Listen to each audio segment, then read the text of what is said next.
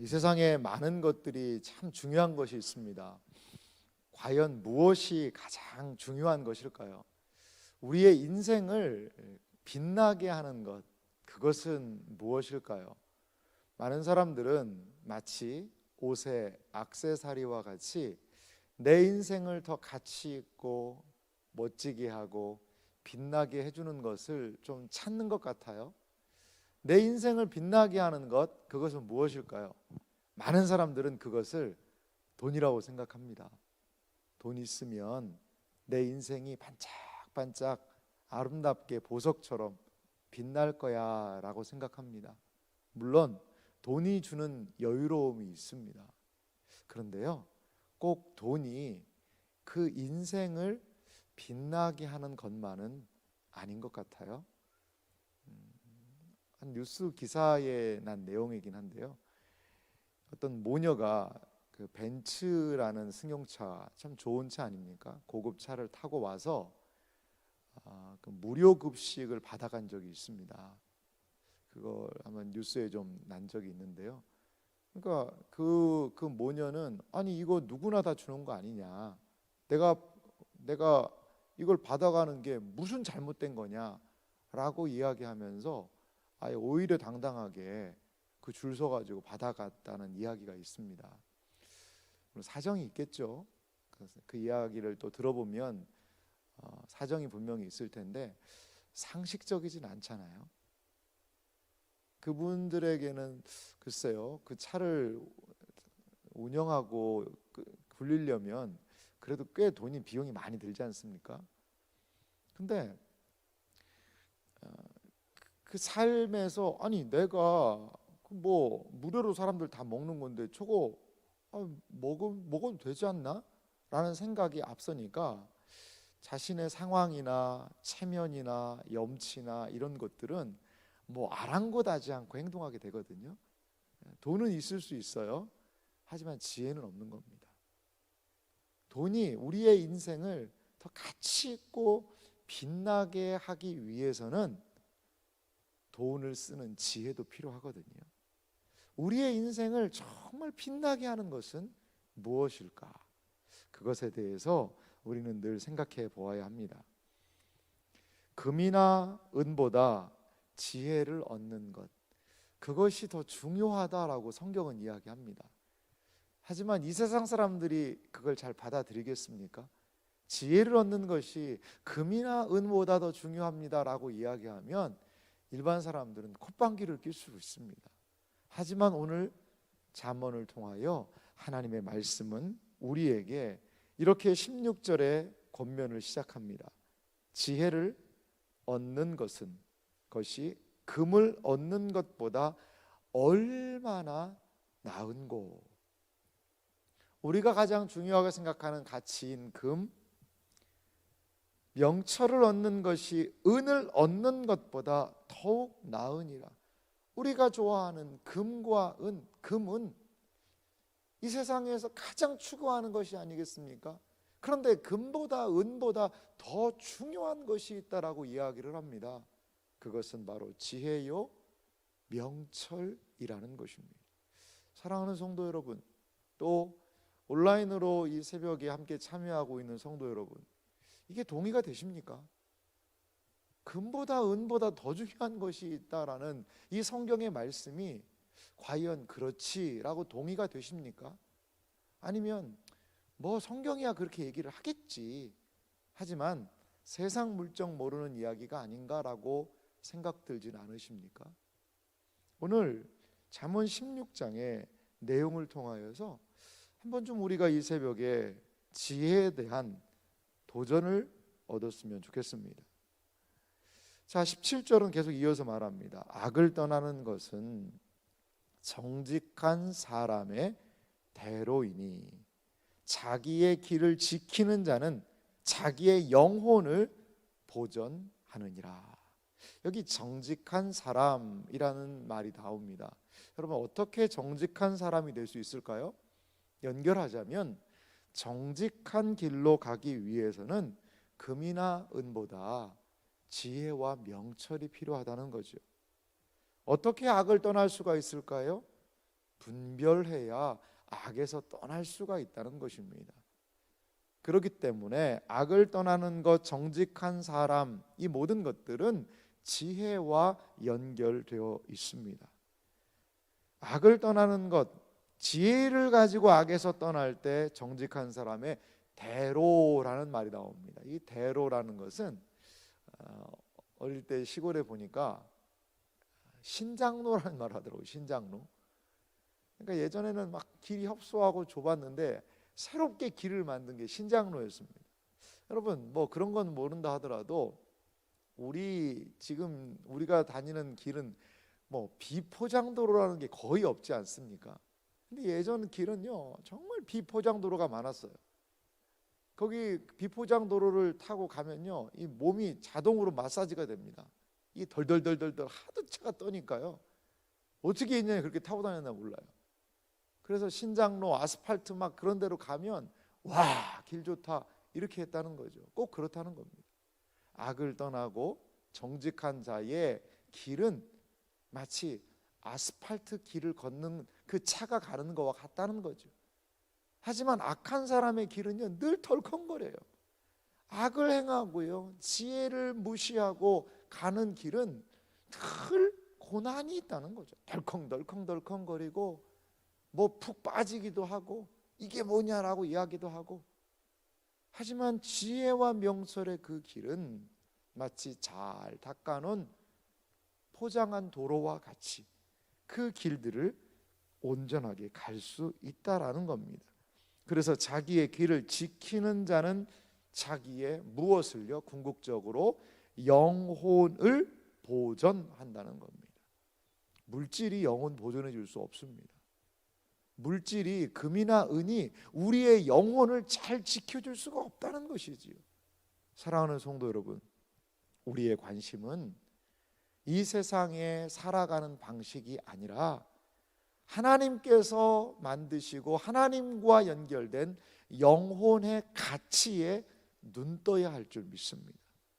우리가 이 새벽에 이 자리에 나와서 말씀을 듣고 기도하는 이유는 무엇입니까? 우리의 여러 가지 문제와 상황들을 놓고 기도하는 시간이기도 해요. 하지만 하나님의 말씀이 우리를 비추는 것은 무엇입니까? 우리의 마음 아니겠어요? 다른 말로 우리의 영혼이지요. 이 새벽에 우리는 사랑하는 자여 내 영혼이 잘됨같이 내가 범사에 잘되고 라는 사도 요한의 권면과도 같이 우리 영혼을 하나님의 말씀의 탐조등으로 살피는 시간 아니겠습니까?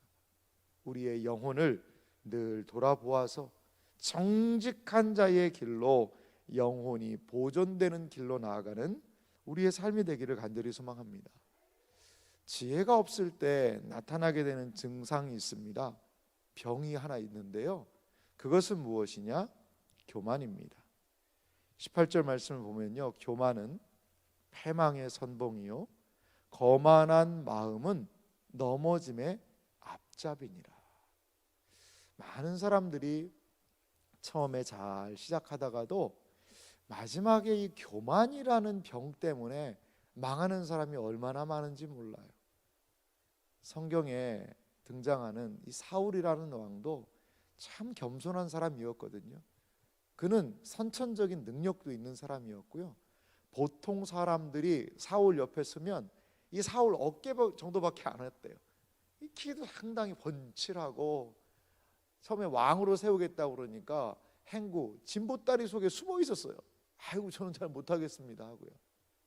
그랬던 사울이 좀 왕이 되고 뭔가 좀 잘 나가고 하니까 목이 뻣뻣해지는 거죠.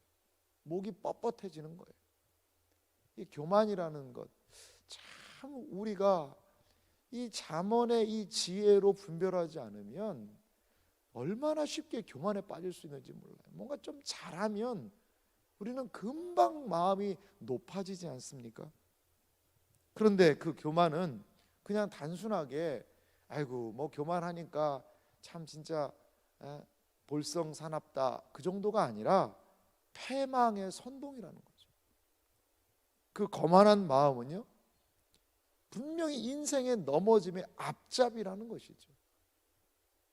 모든 것이 다 이 잠언의 지혜에 의해서 멀어질 때 일어나는 현상들이라는 거죠. 그러면요, 어떻게 해야 될까요? 19절에 겸손한 자와 함께하여 마음을 낮추는 것이 교만한 자와 함께하여 탈취물을 나누는 것보다 나으니라. 이 겸손한 자라 그러니까 아이고 겸손하고 착한 사람들하고 함께하는 게 좋겠구나. 원어의 의미를 보면 이 겸손한 자라는 겸손은요, 그냥 우리가 생각하는 그런 건 아닌 것 같아요. 이렇게 번역이 되어 있지만 거기에 보면 비참하고요, 가난하고요, 괴로운 자들이에요. 이것을 우리식으로 표현하면 사회적인 소외계층이라고도 이야기할 수 있을 것 같아요. 그냥 비천하고 낮아진 자와 함께하여 그들을 생각하면서 함께 마음을 낮추는 것이 오히려 교만하고 거만하고 자신이 가지고 있는 소유를 가지고 갑질하고 하는 그 사람들 밑에서 떨어지는 탈취물을, 그 콩고물을 먹는 것보다 더 낫다는 겁니다. 그러니까 차라리 그 겸손하게 그 낮아진 사람들하고 같이 해서 봉사하고 섬겨주고 해서 그 낮은 마음을 갖는 것이, 돈 꽤나 있고 힘 꽤나 있어서 목에 힘 탁 주고 있는 사람 밑에 가서 뭔가 콩고물을 얻는 것보다 더 낫다는 거예요. 우리의 마음은 어디로 가기가 쉬울까요? 뭔가 나한테 좀 이득이 되고 뭔가 나한테 떨어지는 것이 있는 그 자리를 더 사모하지 않습니까? 그 자리를. 그래서 그 사람의 교만하고 하는 것들을 막 그냥 같이 립 서비스에서 인정해 주면서 나도 그냥 같이 뭔가를 좀 이익을 얻는 것. 하지만 오늘 성경 말씀은요, 겸손한 자와 함께하라고 이야기합니다. 차라리 떨어지는 떡고물이 아니라 네 주머니에서 돈이 나가야 되잖아요. 소외되고 어렵고 가난하고 괴로운 사람은 내 주머니에서 뭘 퍼내야 되는 상황이거든요. 차라리 거기로 가라는 겁니다.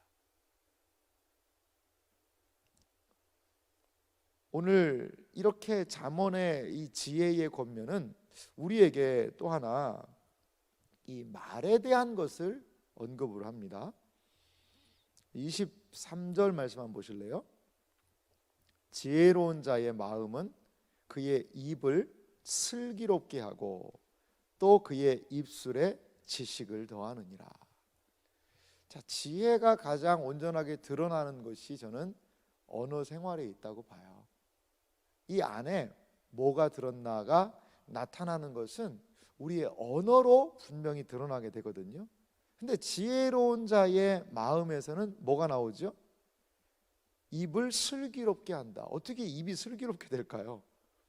슬기로운 말을 하는 거죠. 왜? 이 안에 지혜가 있기 때문이죠. 그래서 그의 입술에 지식을 더하느니라. 지혜로운 마음이 지식을 더하죠. 24절은 계속 말합니다. 선한 말은 꿀송이 같아서 마음에 달고 뼈에 양약이 되느니라. 선한 말. 이 선한 말은 어떤 말이 되느냐? 치료제가 된다는 겁니다. 말 한마디가 한 사람을 북돋아서 낙심과 절망에 있는 자리에서도 일으켜 세우지 않습니까? 말 한마디로 천냥빚, 돈도 갚지만요, 말 한마디로 사람을 살리기도 합니다. 때로는요, 죽이기도 하죠. 그 말은 어디에서 나오냐? 지혜에서 나오게 된다라는 것입니다. 그렇습니다. 우리의 언어 생활 지혜롭게 하기 위해서는 우리가 지혜를 더 사모해야 된다는 것이죠. 하나님의 말씀을 가까이 하고 하나님의 말씀의 거울로 나의 양심과 심령을 비추고, 그리고 나의 온전하지 못한 것들을 하나님 말씀 앞에서 좀 꺾어낼 수 있는 힘이 필요하지 않겠습니까? 사랑하는 성도 여러분, 우리는 많은 하나님의 말씀을 듣습니다. 그냥 하나님의 말씀을 무감각하게 들어서는 안 될 것 같아요. 우리 예배드릴 때 항상 참회의 기도를 하잖아요. 참회의 기도는 이 말씀을 받는 준비 기간인 것 같아요. 이 마음을요, 분주하고 답답하고 막 여러 가지 신경 쓰이는 것들을 좀 잠재우고 하나님의 말씀을 받기에 우리의 마음에 쉽게 말하면 뚜껑을 여는 시간이라고 저는 봅니다. 그래서 참회의 기도가 좀 필요하겠다 생각이 들거든요. 여러분, 아무리 소낙비가 오고 장대비가 와도 컵에 뚜껑 닫아 놓으면 거기 물 안 들어갑니다. 아무리 폭포 밑에 갖다 놔도 이 뚜껑이 열리기 전에는 그 안에 물이 안 들어가거든요. 참회의 기도를 통하여 마음의 뚜껑을 여는 거죠. 그리고 거기에 무엇을? 지혜의 말씀을 담는 것이 우리의 예배의 시간입니다. 거기에 지혜를 담아야죠. 지혜가 담기려면 뭐가 빠져나가야 될까요? 나의 교만이 빠져나가야 되고, 나의 죄악들이 빠져나가야 되고, 습성들이 빠져나가야 거기에 지혜가 담기지 않겠습니까? 그렇죠. 우리의 인생의 가장 중요한 관건은 어떻게 나의 마음에 지혜의 말씀, 생명의 말씀을 채울 것인가, 그리고 그것을 가지고 바른 언어의 삶으로, 행동으로 살아가야 할 것인가, 그것이 우리의 인생의 관건이라고 생각이 듭니다. 오늘 잠언의 말씀에 너무나도 중요한 말씀이 있어서 뭐 한 절 두 절씩을 묶어서 몇 줄을 설교해도 부족할 정도로 참 지혜의 말씀이 많습니다. 그래서 잠언의 말씀을 저도 설교를 준비하면서 고민이 많아요. 이 말씀을, 이 주옥같이 아름다운 말씀들이 한 절 한 절이 다 은혜가 되는데 이것을 어떻게 함께 묶어서 말씀을 해야 될까라는 참 고민이 많습니다. 근데 오늘 이 다른 건 다 차지하더라도 이 양보하고 싶지 않은 구절이 있어요. 31절부터 33절인데요. 이제 이 지혜가 무럭무럭 자라서 이끄는 삶을 하나 소개하는 것이 백발입니다. 31절 보면요, 백발은 영화의 면류관이라 공의로운 길에서 얻으리라. 여기 백발이라는 것은 무슨 의미일까요? 흰머리죠. 흰머리. 노년을 상징합니다. 잠언에서의 백발의 의미는요, 우리가 생각하는 단순하게 뭐 나이 많이 드신 분들, 노년, 그것만 의미하진 않아요. 잠언에서의 백발은요, 지혜의 상징입니다. 그래서 백발이 영화로운 이유는 뭘까요? 그 지혜가 있기 때문이지요. 그래서 백발, 노년을 영화의 면류관이다 이렇게 얘기했어요. 참 복된 표현입니다.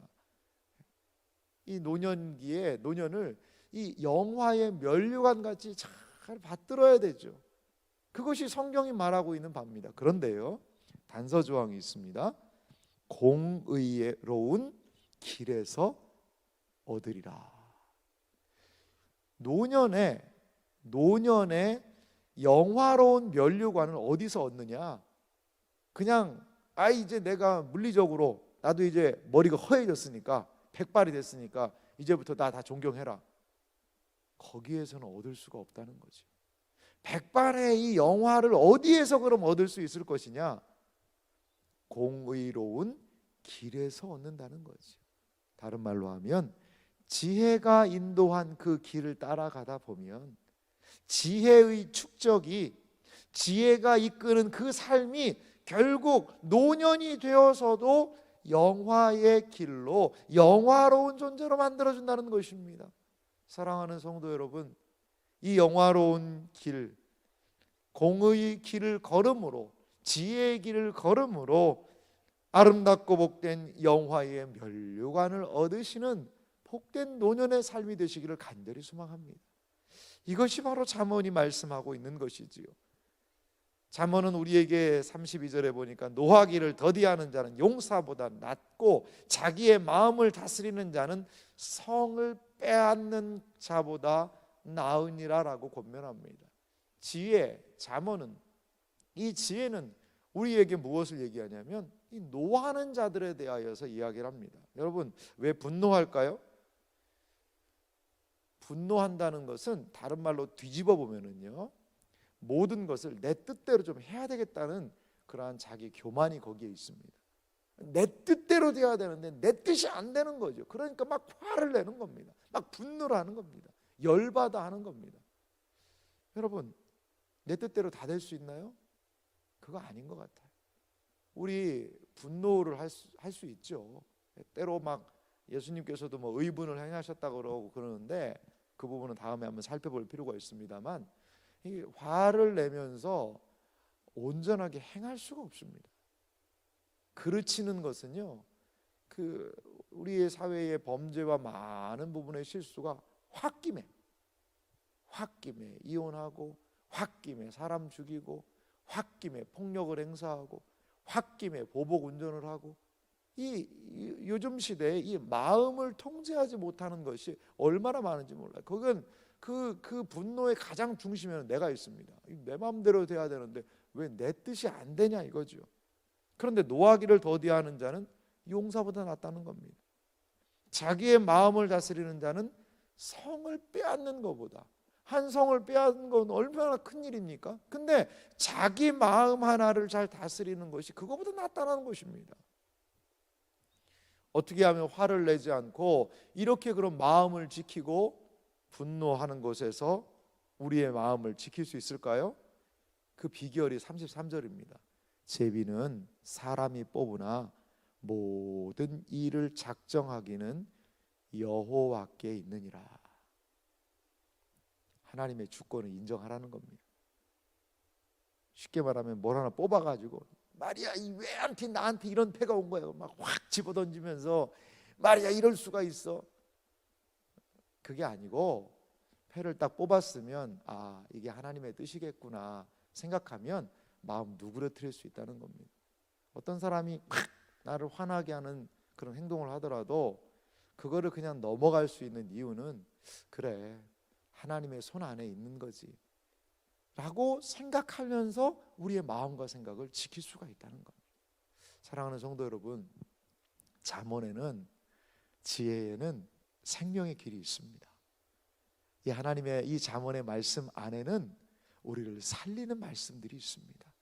하나님의 말씀이 우리의 영혼에 심령에 가득 충만하게 차고 넘쳐서 금을 얻는 것보다 은을 얻는 것보다 지혜를 얻고 명철을 얻으시는 복된 생애와 삶이 되시기를 주님의 이름으로 축원합니다.